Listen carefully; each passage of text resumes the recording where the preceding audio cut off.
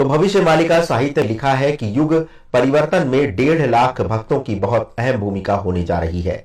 इनमें से 12,108 ऐसे भक्त होंगे जो कि जब तक एक स्थान पर एकत्र नहीं होंगे तब तक भगवान की लीला आरंभ नहीं होने वाली है।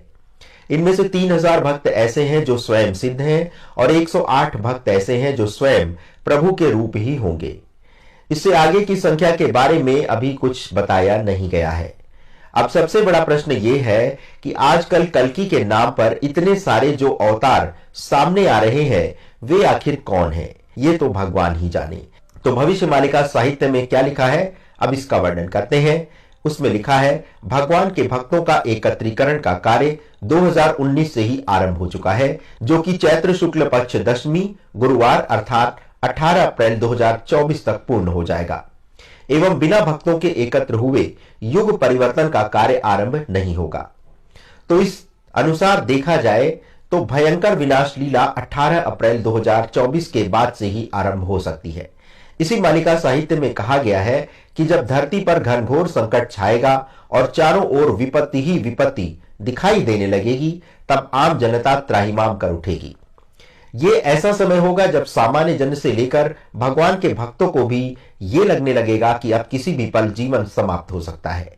तो ऐसे व्याकुल कर देने वाली स्थिति में क्या होने वाला है, तो इसका विवरण भी भविष्य मालिका में लिखा गया है कि जब चारों ओर हाहाकार मच जाएगा और किसी को भी जीवन बचने की आशा नहीं रहेगी, तब ऐसी स्थिति में 12,108 भक्त अपनी योग शक्ति के माध्यम से कल्कि भगवान को आर्त स्वर से पुकारेंगे।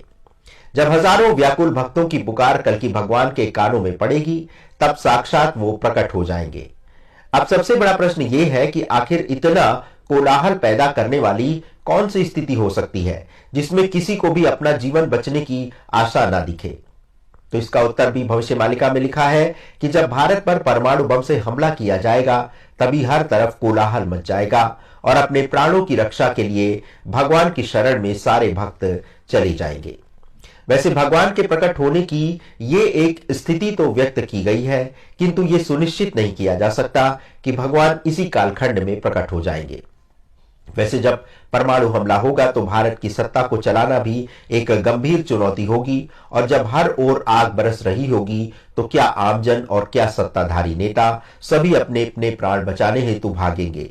तो ऐसे समय में राजा की कुर्सी पर बैठने की स्थिति नहीं रहेगी, एवं जब कोई देश का नेतृत्व करने वाला ही नहीं रहेगा, तो ऐसे समय में भगवान को ही देश की बागडोर संभालनी होगी।